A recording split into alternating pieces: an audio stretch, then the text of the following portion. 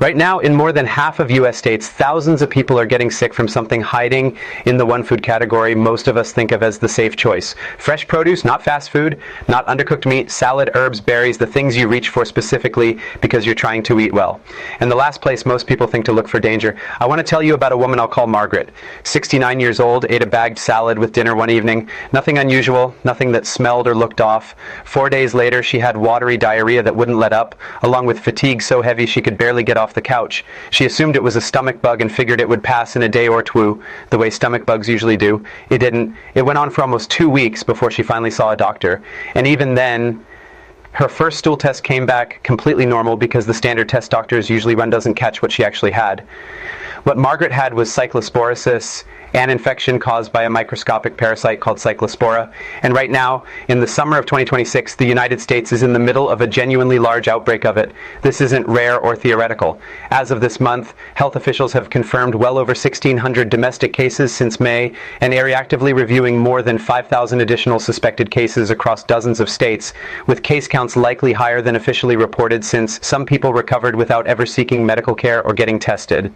Michigan alone has reported over 2,600 cases this season. My name is Dr. William Parker. For 21 years, I've worked with adults over 60, and I want to walk you through exactly what this outbreak is, why it's especially dangerous for people in this exact age group, and what you can actually do about it calmly and practically.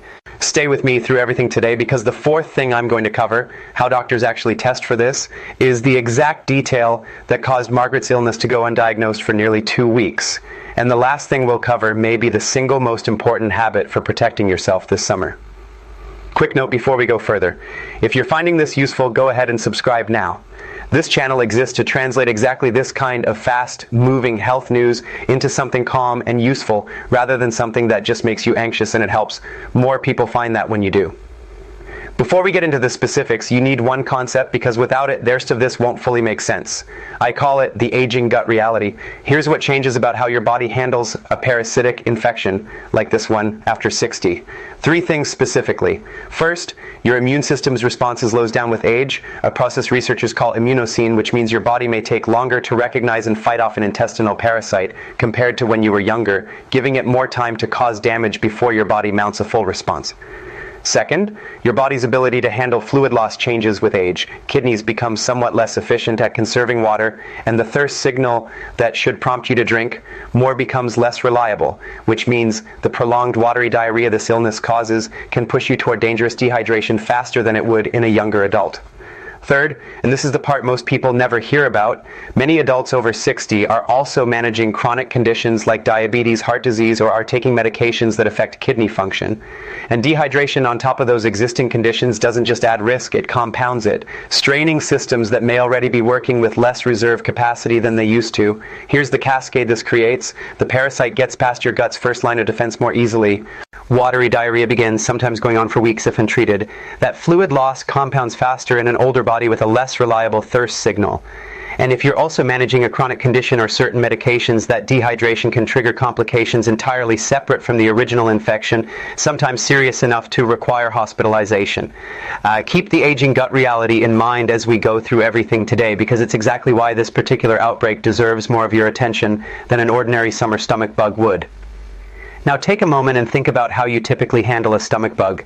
Do you remember bouncing back within a day or two, drinking a little extra water, and going about your week? A lot of people assume any stomach illness follows that same short, predictable pattern. If you've ever had a stomach bug that dragged on far longer than it should have, weeks instead of days, this video was made specifically for you, because that pattern is actually one of the clearest signs that points toward this specific parasite rather than an ordinary virus. Here's what I need you to understand before we go any further. This outbreak is genuinely serious, and I'm not going to downplay that, but it is also very manageable once you understand what you're dealing with. This isn't a mysterious, unstoppable threat. The parasite is well understood, the treatment is well established, and the precautions that reduce your risk are simple. The challenge with this particular outbreak has been detection and awareness, not a lack of good solutions once an infection is correctly identified. Before we go deeper, if you'd like a simple way to track your own health habits and stay ahead of exactly this kind of seasonal risk, I've put together a free longevity guide linked in the description below. Thousands of people in this community already use it. Go grab it now, and we'll keep working through today's topic together. So, how does this actually work biologically?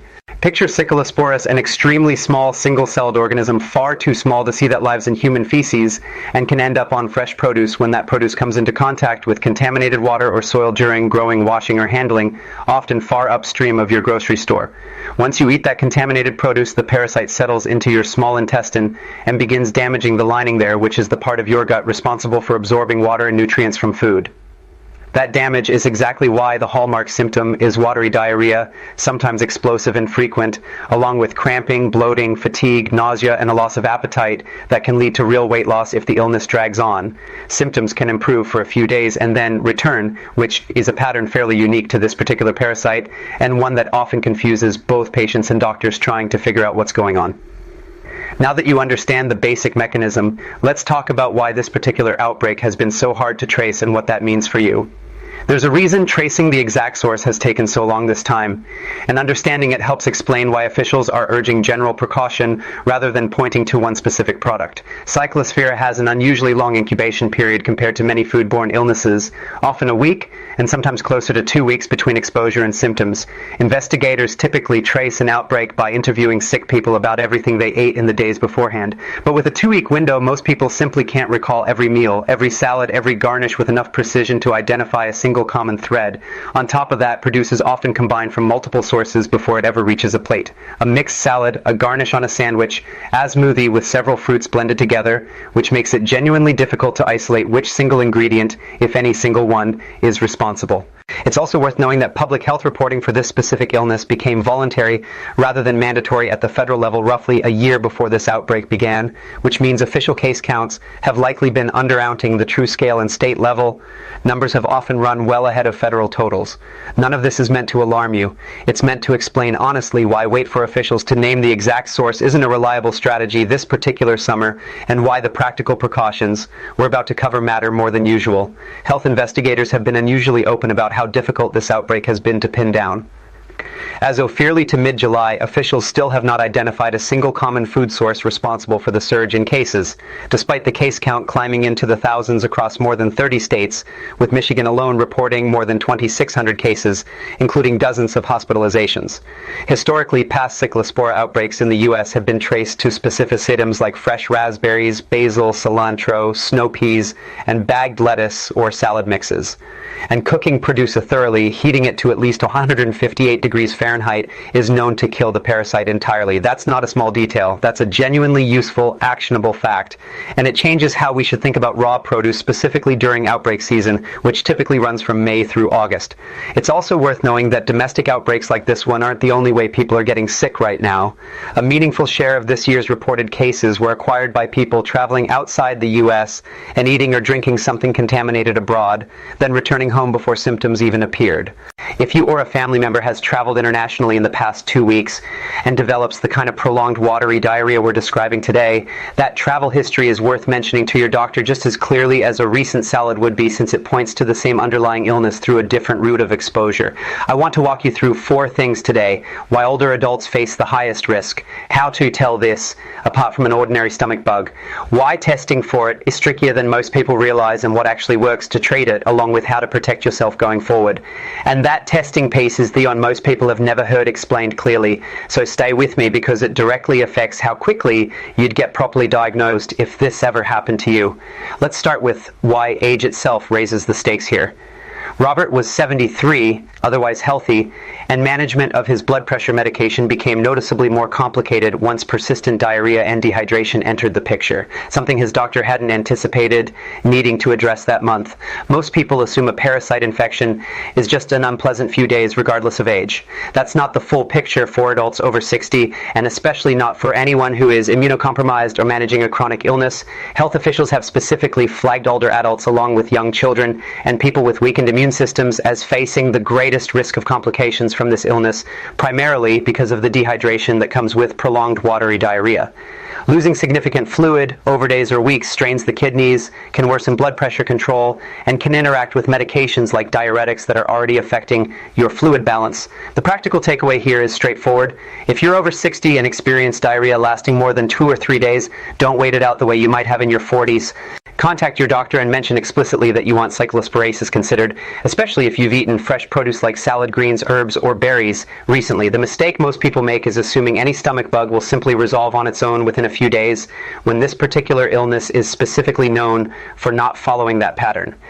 It's worth being specific about which medications deserve extra attention here, since this is exactly the kind of detail that's easy to overlook in the moment. Diuretics, AC inhibitors, and certain blood pressure or heart medications all depend on your body maintaining a reasonably stable fluid and electrolyte balance to work safely. When you're losing significant fluid through prolonged diarrhea, those same medications can behave differently than they normally would. Sometimes dropping blood pressure further than intended or straining kidneys that are already working harder to compensate for fluid loss. This isn't a reason to stop any medication on your own. It's a reason to loop your doctor in promptly, rather than assuming you can simply ride out the illness the same way you'd manage it in your 30s. If you're immunocompromised specifically, whether from a condition like cancer, an organ transplant, HIV, or medications like long-term steroids or other immune-suppressing drugs, this illness deserves even more prompt attention. A weakened immune system doesn't just mean a longer recovery. In some cases, it can allow the infection to persist longer or return after seemingly clearing, since your body has less capacity to fully eliminate the parasite on its own, even after treatment. If this applies to you, don't wait to see if symptoms improve before reaching out to your doctor, and be explicit that you're immunocompromised when you do, since that detail can change how quickly a provider decides to test and treat. Now, distinguishing this from an ordinary stomach bug works on a slightly different piece of information. And this is what most people have never had reason to learn before this outbreak. Eleanor was 66. And what caught her doctor's attention wasn't just the diarrhea itself, but how long it had been going on, and the fact that it seemed to ease up for a couple of days before coming back just as strong. Most people think all stomach bugs look roughly the same.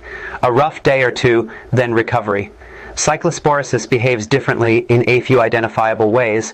The diarrhea is frequently described as watery and sometimes explosive, occurring many times a day. It's often accompanied by significant fatigue and bloating that feels disproportionate to a typical short-lived stomach virus. And critically, symptoms can seem to improve for a few days and then relapse, a pattern that a garden variety norovirus or food poisoning typically doesn't follow. The incubation period also tends to be longer than people expect. Symptoms often don't show up until roughly a week after exposure, and can take up to 2 weeks in some cases, which makes it genuinely hard for anyone to connect their illness back to a specific meal. The practical usage detail here is about timing your response. If diarrhea lasts beyond about a week, especially if it's been improving and worsening in that back and forth pattern, or if it's accompanied by real fatigue and weight loss that's specific enough to bring up by name with your doctor, not just describe as a stomach thing that won't go away. The mistake most people make is waiting for the illness to simply run its course the way a 2-day bug would, losing valuable time before getting properly tested and treated. Quick pause here. Has anyone in your life dealt with diarrhea that dragged on for more than a week or two this summer? Drop a comment and let me know. Given how widespread this outbreak has become, you might be surprised how many people watching this have a story just like Margaret's. Now, testing works on a completely different mechanism than most people expect. And this is genuinely the detail that trips up even careful patients. Frank was 71, went to his doctor with persistent diarrhea, had a standard stool test done, and was told the results were normal, which left him and his doctor both puzzled for another week before someone thought to test specifically for cyclospora. Most people assume that a general stool test checks for everything relevant, parasites included. That's not accurate, and it's a genuinely important gap to understand. Cyclospora requires a specific type of testing, either a specialized staining technique called modified acid-fast staining or molecular test called PCR, and it is frequently missed by the routine stool cultures and standard diarrhea panels that many doctors order as a first step. This isn't a failure of your doctor's competence. It reflects that Cyclospora simply isn't part of the default panel most labs run automatically. The practical usage detail here matters enormously. If you have persistent watery diarrhea, especially during summer months, and especially if there's an active outbreak, specifically ask your doctor whether the stool test being ordered will test for cyclospora or request that it be added if it wasn't included initially. The mistake most people make, exactly like Frank, is accepting a normal result at face value without confirming that the right specific test was actually run, and then losing more time to an illness that could have been correctly diagnosed at the very first visit. All right, everything up to this point has mattered, but what I'm about to share now is where the real conversation begins, because it covers what actually works and what doesn't once you have a diagnosis. Here it is, the one that changes the conversation entirely. Proper treatment versus the unproven alternative so many people reach for first. The strongest, best established treatment for cyclosporiasis is a specific antibiotic combination called trimethoprim sulfomethoxazole, often known by the brand name Bactrim. It remains the preferred evidence-backed therapy, and treatment options for people with a sulfa allergy are considerably less well-studied, which is exactly why an accurate diagnosis matters so much before treatment even begins. And here's why so many people don't get better as quickly as they should.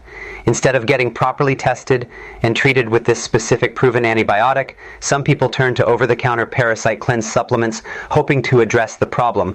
Naturally, I want to be direct and calm about this because I know these products are marketed heavily and can sound appealing.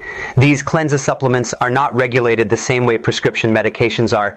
They have not been shown in credible research to effectively treat a confirmed cyclopore infection. And relying on them instead of proper antibiotics simply allows the infection and the dehydration risk that comes with it to continue unchecked.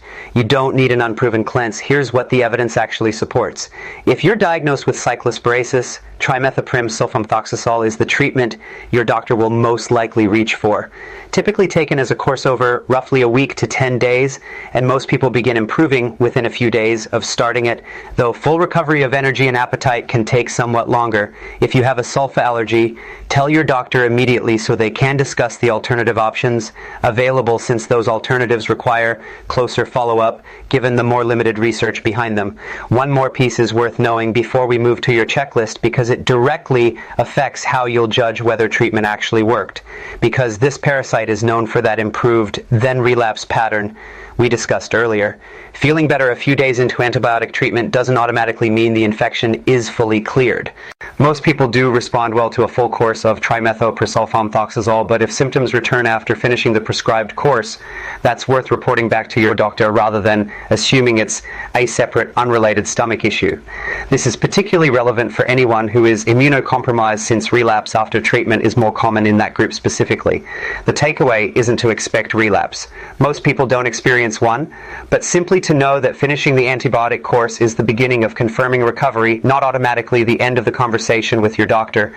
Before your 30-day challenge, I want to leave you with a tool you can bring to a doctor's visit if you or someone you love develops symptoms like these this summer. I call it the Cyclospora Clarity Checklist. 5 questions, and any good physician will welcome every one of them.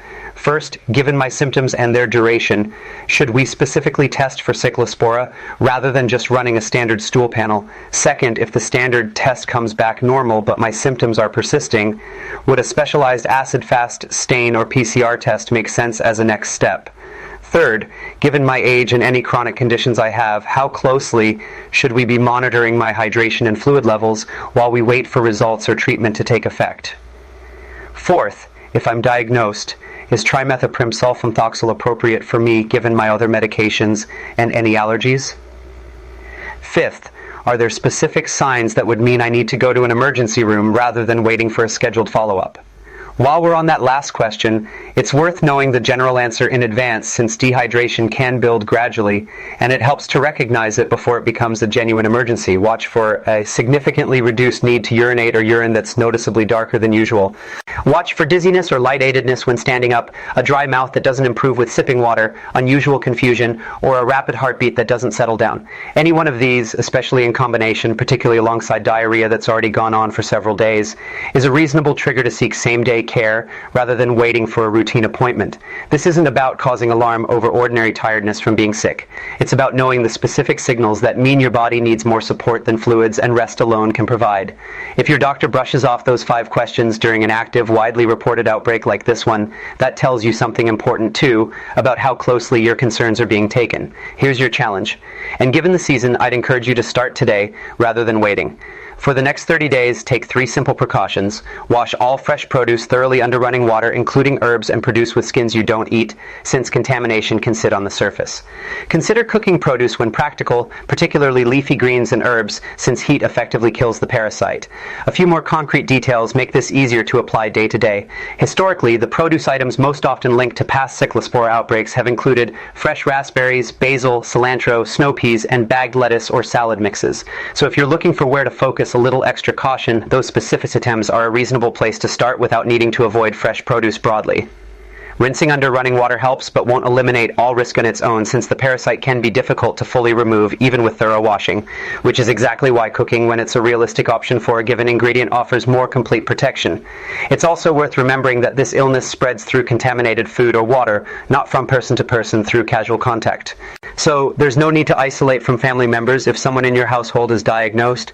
Ordinary hand hygiene before and after food preparation remains the more relevant precaution. One last practical habit worth building into your routine at the grocery store itself: keep an eye on where your produce is coming from when that information is available, and don't hesitate to ask store staff about sourcing for pre-washed bagged greens, specifically since those convenience products have historically been implicated in several past outbreaks.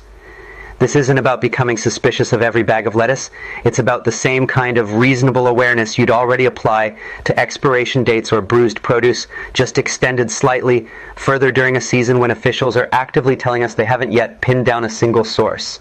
And pay attention to your own body. If diarrhea lasts more than 2 to 3 days, don't wait it out. Contact your doctor and mention this outbreak by name. Write down today whether you currently know the signs of dehydration, dizziness, dark urine, dry mouth, unusual fatigue, since that knowledge is exactly what helps you catch a problem early rather than late. Revisit that question in 30 days. You don't need to avoid fresh produce altogether. That would mean giving up foods that are genuinely good for you the rest of the year. You need reasonable, consistent precautions during an active outbreak. And the peace of mind that comes with knowing what to watch for will genuinely serve you well beyond just this summer. There is a real difference between healthcare that reacts once you're already seriously ill and healthcare that catches a problem early.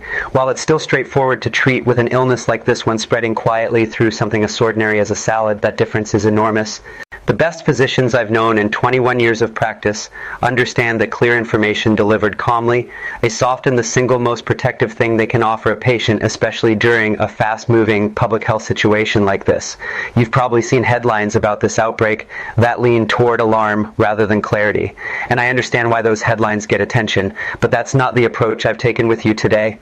And it's not how I've approached 21 years of caring for people exactly your age. You're not powerless here. And this isn't a threat you need to feel anxious about every time you buy a salad.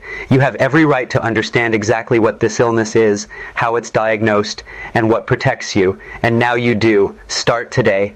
Wash your produce carefully. Watch your body signals honestly. And don't hesitate to name this illness specifically if you or someone you love develop symptoms that don't resolve quickly. If this gave you something useful, go ahead and subscribe. That's exactly what this channel is built for. Calm, honest, science-based guidance without the extremes you see everywhere else online. And don't forget the free longevity guide linked below if you want a structured way to bring all of this together. I'll see you in the next